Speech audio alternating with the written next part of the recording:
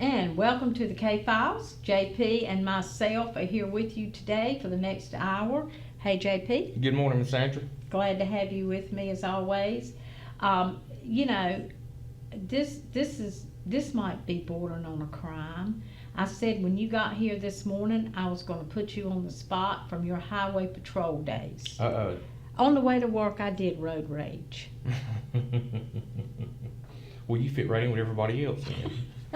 On Tom Betts Highway this morning, and I said, men cannot drive. Men, forget it. There is always a man when I almost have an accident. It's always a man. It's never a female. But anyway, this car in the left lane on Tom Betts is poking, you know, and this truck is behind him, and it's obvious that he's pushing the little car. You know, I want to go, I want to go. So I'm over here in the right lane. Well, when he decides to pass this car, go to the right lane, guess who's there? Me. You. And I was not happy. I had to run off the road and just about hit the ditch. And he went on about his business, and I said, no, you're not going about your business. You almost killed me. I could have been killed. I got to thinking about it, and I said, you know what? He was all over me, and I just bought a car, too. I was thinking about that. So I get beside him in the left lane. I go on, get beside him, and I'm just blowing the horn. You know what he does? Won't even look. Kept looking straight Will ahead. not look to the left. Now that makes me even madder. Mm-hmm. Look at me, because I'm trying to tell you that you almost killed me. And he just drives on. But I was so happy to know. He was in a hurry. He went on, and I caught up with him. But, you know what? A man backed down to me this morning. I loved it. A man backed down to me. You know what he did? He did not want me beside him anymore. He said, this woman's crazy. She's crazy. Because I'm sitting here going like this. You almost killed me. And he goes on, he just backs down. I know he took his foot off the accelerator because he was way back there and I was going on to work. I said, okay, leave him alone. Leave him alone. And what happened? If you saw that, what would you have done? It depends on at what On point the did I spot. begin observing. You know, it sounds like to me he was focused on something Yeah. going on. And that's where a lot of collisions occur. He was focused on something, had his attention, he was distracted by something and didn't recognize you beside him. Right. And it's just typical distracted driving. Yeah. You know, 50-60% of all crashes are a result of that. But two rights, I understand, do not make a wrong. Correct. Yeah. I understand that. But anyway. Like you're speeding to catch him and Yeah. driving with one hand. Yeah. That's totally allowable. So anyway, that's my story, and I'm sticking to it. That men can't drive. Mm-hmm. But anyway. I was just sitting here thinking, I've been involved in 4 collisions since I retired, and all of which were females. Oh, that, gosh. So it's just So a difference much of for my opinion here. story. Yeah, just a difference of So opinion. much for my story, but anyway. Okay, well, I guess we'll get started on some cases, but next week you're going to try to have maybe some information on National Night Out. Mm-hmm. I'm going to try to have the chief of police from Middlesex. I'm going to reach out to him and see if he'll come and kind of maybe help co-host.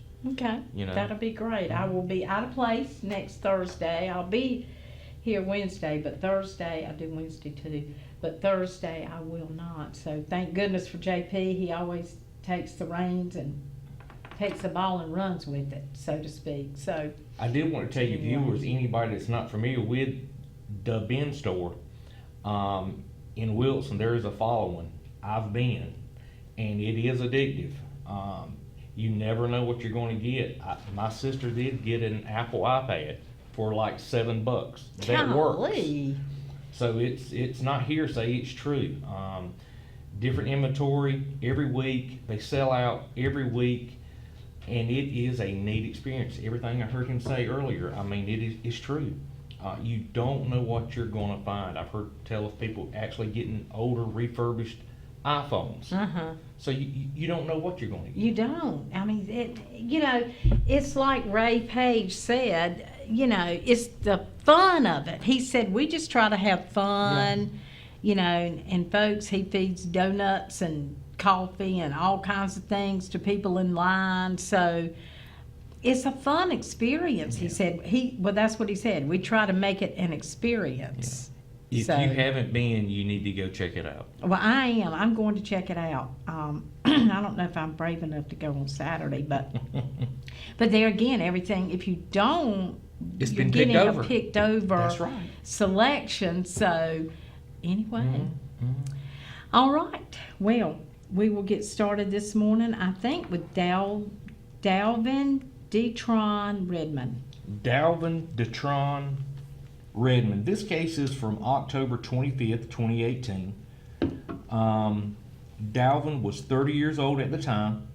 He was found in a field on Ellis Road near Canida in Edgecombe County, not too far from his residence, after a farmer stumbled upon his body. Redmond had been shot twice. Edgecombe County Sheriff's Office had asked at the time if anyone had seen Redmond days before his body had been found. It is unknown how long he may have been there. Nearly a year after Dalvin Redmond was found, his brother, Dakota Redmond, was murdered. He was murdered in Princeville. Melvin Jones Jr. was arrested and charged with Dakota's murder. But they can't pin him with Dalvin. Right. Right? Mm-hmm. But more than likely, is this related, do you think? Well, if he was found in a cornfield and they don't know for how long, the evidence in a cornfield, whether it be feet print, had it rained, was it dusty, you lose a lot of evidence like that. Yeah. It sounds like to me maybe he had been there for several days, and as time passes in that crime scene, in that cornfield, evidence dissipates. Right. And if you can't put an eyewitness on it,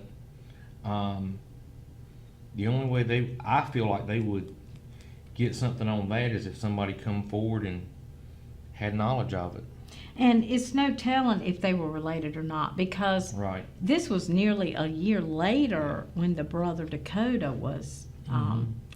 So, I'd love to know the backstop, the backstory to this. yes, me too. That would be. But if anybody knows anything about Dalvin Redmond, Lieutenant Tender has talked about this many times on the show. It happened October 25th, 2018, so not really Not too- recent, but not too far away, Mm-mm. not too long ago. So Edgecombe County, Canida, Ellis Road, found in a field. So if anybody knows, I know this person talked. I know, I don't know if it was gang or what, but somebody knows. See, I'd like to know, was he, if he was murdered there, if he was killed there, that means it was execution style. Mm-hmm. If it was more or less a dumped body, odds are multiple people had to have been involved Exactly. to get the body Yeah. out into that cornfield. Yes, absolutely. So, like I say, there's just a lot of little details I wish I knew. Right. Well, you know the drill. $15,000 is in our pot, and we will pay you up to $15,000, depending on the value of your tip. But all the tips are valuable. We need any tip. Law enforcement wants any tip they can get. The smallest tip can lead them to solve a case. So if you know anything about a car, if anybody said any one thing that stuck in your mind, anything, please call the number on the screen, 406-6736, or call the Edgecombe County Sheriff's Office. And this Either family one. lost two children, two loved ones. Yes, and this family wants closure. Yeah. So you can help do that. Help bring closure if you, And let me remind you that this is, we haven't said that this too much lately, but it is not upon, it is upon arrest, not right. upon conviction. Correct, yeah. So you don't have to wait for a case to be tried for years and go through the court system. No, it is upon arrest that you will get your money for the tip. So cash money too. So anyway, we've got to take our first break. We'll be right back with some more cases right after this. Okay, and welcome back to the K-Files. We'll go on to our next case, Kessler. Well, I'll let you read all of this because it's 2 lines. This is a brand new case for the book. It's very limited information, but nonetheless, the name is Kessler, Rayo Bridges, and Torrey Tennail Hill. Kessler, Rayo Bridges, and Torrey Tennail Hill. This case is from January 5th, 2019. Both victims were shot and killed around 9:00 p.m. at the 4400 block of Carroll Avenue in Rocky Mount. And that's all the information that we have to share. A double homicide. Double homicide. At the same time, evidently what was going on, they were both killed in the same situation. So, and Carroll Avenue is, if you're going out Sunset to Easenburg, everybody knows where Little Easenburg is. You turn left on Halifax Road, and it's the street right there behind the L&L, used to be L&L Rosemart now.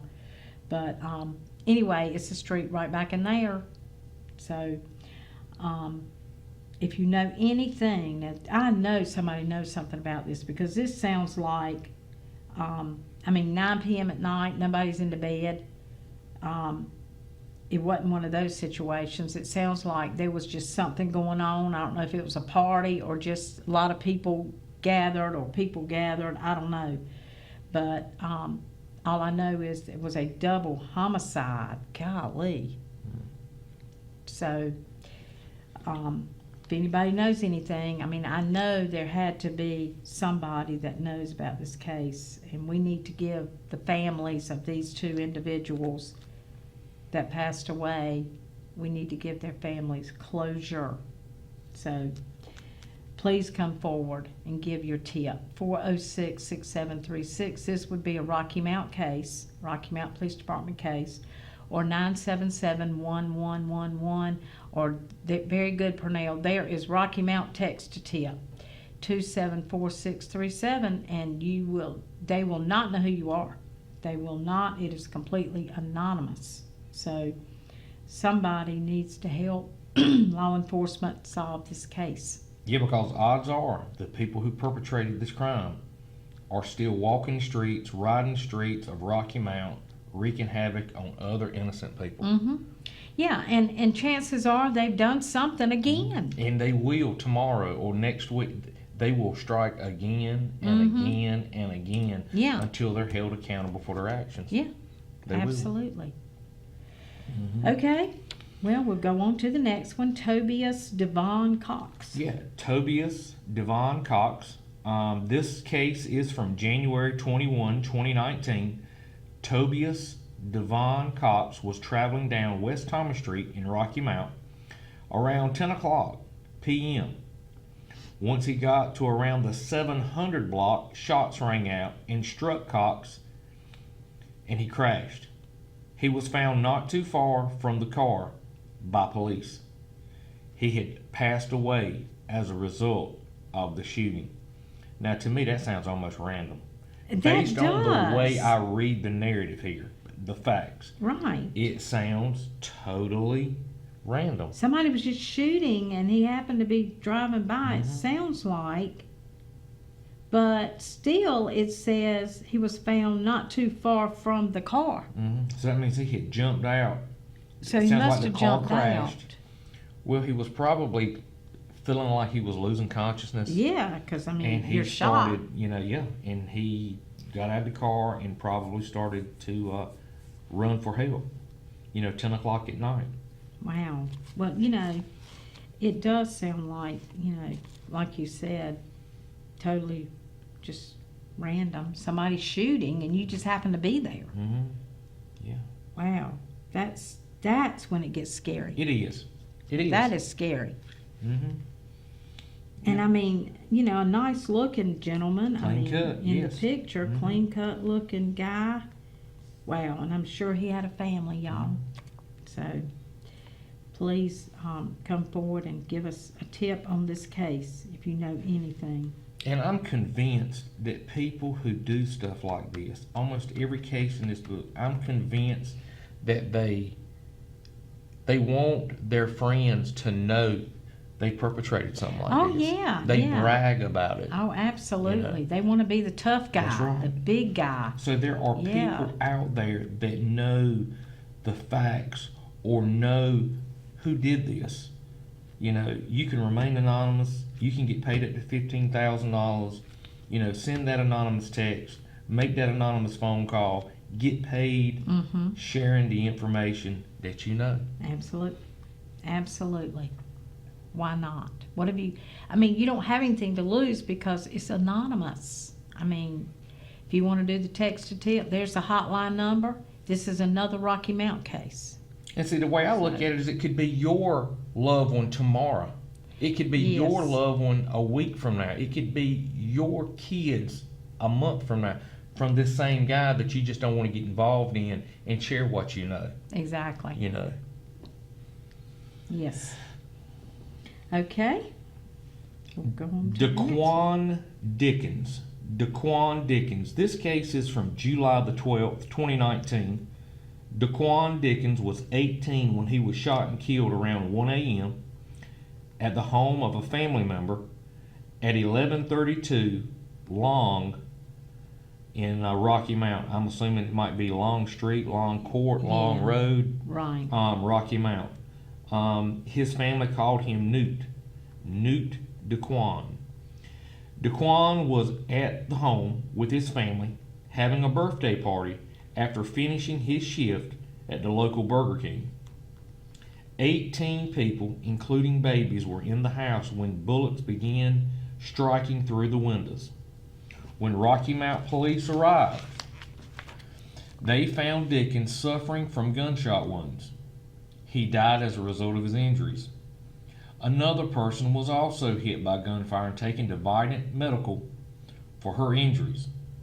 According to eyewitnesses at the party, it was not a drive-by shooting.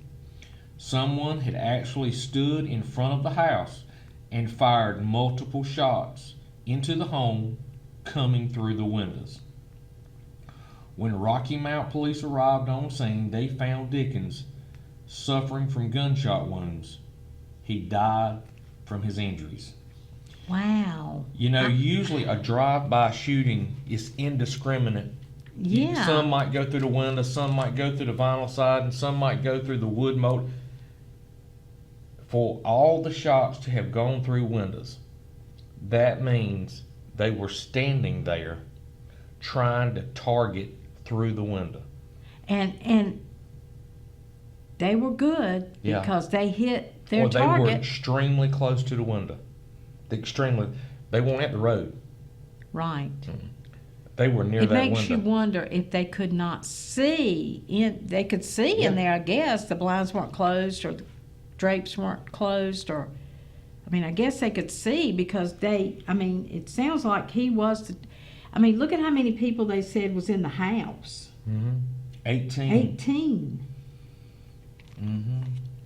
And And of look- all 18, he was the one killed. So it sounds like it was intended for him, right? Mm-hmm. At 1 a.m., birthday party, or afterwards, birthday party. I would want to know, if it's a party setting, a party situation, was anybody outside? What did you see? Yeah. Most of the time when shots ring out, for a split second, people pause. They stand still. They're looking around. Other people are going to drop to the floor.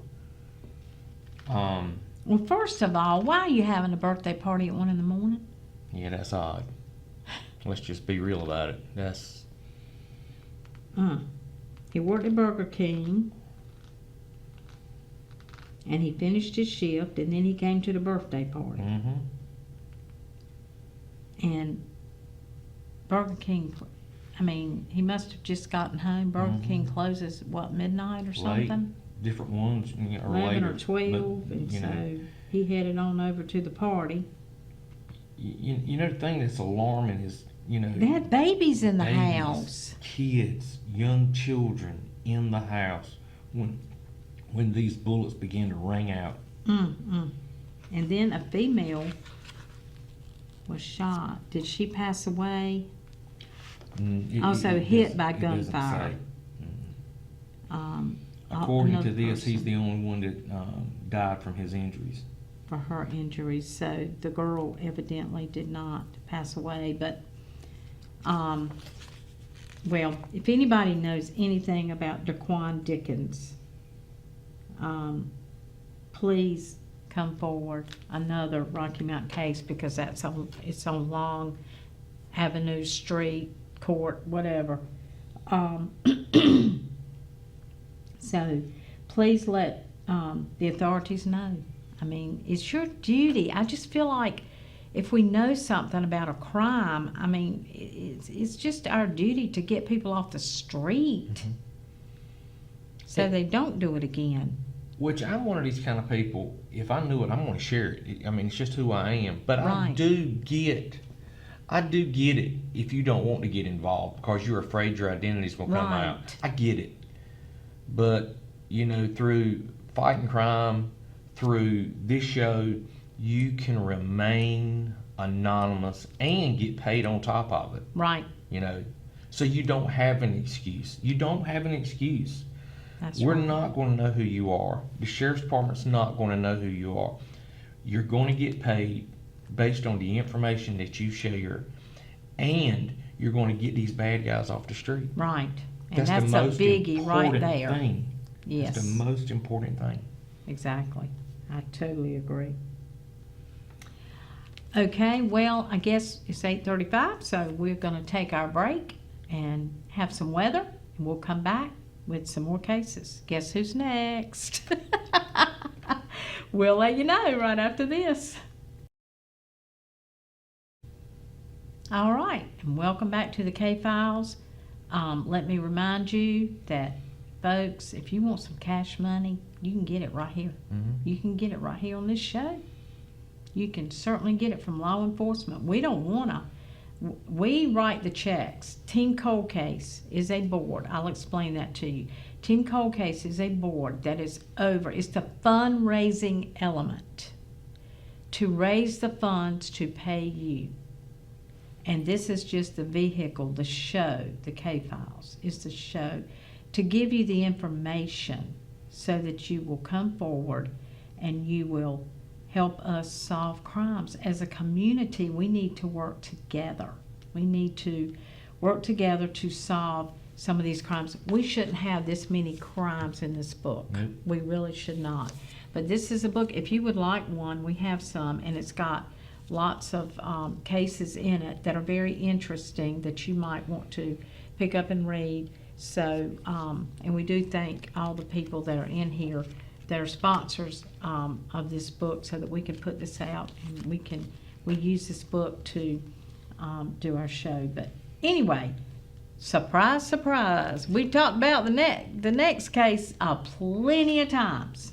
And you know, I knew this gentleman, great guy, very personable, cut my hair in Wilson forever. He used to be at the barbershop there at Parkwood Mall. Then he went over to Airport Road, and then he wound up coming over to Nashville. Randy Colgrove. Randy Colgrove, great guy. I can't imagine him having an enemy of any kind. Soft-spoken. But Randy Colgrove, this case is from October 21, 2017. Nash County Sheriff's Office responded to a person laying in a driveway of a home on Highway 58 in the Sandy Cross area near Vibrant Road, just outside of Nashville. Once on scene, they found Randy Colgrove deceased from gunshot wounds. And you know, there's been a lot of speculation here, and you know, I can't really get a whole lot from law enforcement. I mean, they're keeping their cards close, and I Right, get they it. are. I wouldn't dare want to say anything that would, you know, jeopardize this case. But it sounds like to me, you know, it sounds like it was probably a home invasion, some type. That's what it sounds like. For whatever reason, Randy, I think, pursued them. Well, it sounds like, you know, it was not random, I don't think. I don't think so either. It sounds like a robbery to Yeah, me. yeah. And we were talking about barbers Yeah. sometimes, you know, get paid in cash. Yeah. And, you know, like a lot of people that get paid in cash, you don't report it. That's right. So maybe somebody could have followed him. That's just, Speculate. I'm speculating. That's all. This did not come from law enforcement at all. But, and I understand, you know, we could have a little bit more of a write-up in here on this, I believe, because there's some other details that have been given. Apparently, he ran after the person that broke in. Randy pursued him, correct? Is that not what you him understood? Or them, yes, correct. Pursued that person that tried to rob him or was doing the home invasion or whatever. And that's when they found him laying outside in the path, because his home was back in, you know, That's down right. a path. That's right. And if you don't know where Vibrant Road is, they I think Captain Sherrod says it's by the convenience center. There's a road that just turns off and goes way back. Right off of 58. Well, I mean, how would anybody know that house is back Yeah. there? You wouldn't even know the house is back there if you didn't follow him from somewhere. And not just this case, but any case. Folks, when you're out shopping, especially older people, younger people tend to carry little to no cash at all. None. They carry a card. Yes. Older people, for whatever reason, they love to carry a knot of, I call it a knot, a big bulk knot of cash. Well, back in the day, you know, older folks, yes, I can remember my grandfather always had cash. Yes. Cash. And not just a little bit. He didn't Yeah. write a check. He had cash. There's a loved one in my family, I won't say a name, but 90, almost 91 years old, okay? We go out to eat 2 weeks ago at Western Sizzlin', and he's like, I've got it. And I said, okay, you know, and I had my family with me. My son nudges me, and he's like, look at that. And I'm telling you, right in the middle of Western Sizzlin', he pulls out a knot of cash, and I'm like, you know, that's not smart. So when we get back to the table, I told him, I said, look, man, you don't need to be doing that. You don't know who's around. You don't know who's watching. You don't know who's behind you in line. You don't know who's in front. You don't need to do that. If it's older people, you know, it's just what they did. Yep. But sometimes, you know, maybe the younger people, they want to brag. Yeah. Pull out this cash because I got money. I got this cash. Well, you might brag one time too many. I mean, you don't do that to be braggadocious about it. But if the wrong person sees you, they're going to follow you. They're going to follow you Absolutely. just, and I'm just speculating. Let's say he did something like, they're going to follow you, even if they don't want to rob you at Western Sizzlin'. They're going to Absolutely. sit up and watch that store, wait for you to leave, and they're going to follow you home. Absolutely. They're going to do it. They're going to do it. And they're going to come back by way of a home invasion or something like that, all because you chose to carry a lot of cash in your pocket and you displayed it at the wrong time. Right. And now your life and the lives of loved ones are in jeopardy because you carried a bunch of cash unnecessarily. Right. Folks, don't do it. Please don't do it. Don't do it. Okay, if you know anything about Randy Colgrove, please come forward. Okay. Oh, this is one of my cases too that have tried my best to figure out. We've talked about this many times. They call it the House of Cards is what the case is labeled whenever law enforcement comes. We named it the House of Cards. So anyway. The House of Cards. This case is involving Mr. Leroy William Dunston. Leroy William Dunston. This case is from December 23rd, 2017. Leroy Dunston, who was 44 years old at the time, was murdered at a card game at 843 Gay Street in Rocky Mount. Around 4:55 a.m., police were called to respond to a shooting. When they arrived, they found Dunston in the driver's seat of his vehicle, suffering from multiple gunshot wounds. And it says at a card game, and the House of Cards, I think, was a house that I don't think anybody lived there, from what I remember Rocky Mount saying, that nobody lived there. It was more like a, well, whatever you call it. We talked about it last week. It's referred to as a liquor house. Yeah, I guess a liquor house. But they went there to play cards, and evidently this card game did not end so well. But you know what? I've said it 1,000 times. 4:55 in the morning. I mean, what are you doing? What are you doing? You're up to something you have no business. Exactly. This is on 843 Gay Street. That is right there by where the Mail and Milk Company used to be on Sunset, right behind it, right there. So anyway, if you know anything about the card game that took place right there at Christmas time, 2017, 12/23. And you know, a house like this, in a given community or in this neighborhood, everybody knows what's going on. Yeah. And anybody who knows anything about playing cards, just like I was saying earlier about carrying a large amount of cash, you know, in that house at any given moment, there's probably hundreds, if not thousands of dollars of cash being carried by patrons who are waiting or standing around to play games of chance. It's just like robbing a bank. Yeah. Just a lot less security. Yeah, I think he might have won the jackpot that night, and I think I think that's what Rocky Mount said, kind of, is what they suspect, that he might have won big, and they won't gonna let him get out with it. You know, oh, goodness. But they won't gonna let him get out with it. But the car is what I had a question about. They found him in the driver's seat of the vehicle. So did they shoot him in the car? Did they shoot him in the house? Did he make it to the car? Because they said his legs were hanging out of the car. Did he try to make it to the car? Most people are going to try to, you know, they're in panic mode. Well, They're going to try to seek sorry, y'all. some type of help, some type of assistance. If his feet were dangling from the car, I'd love to know how he was seated, how he was positioned.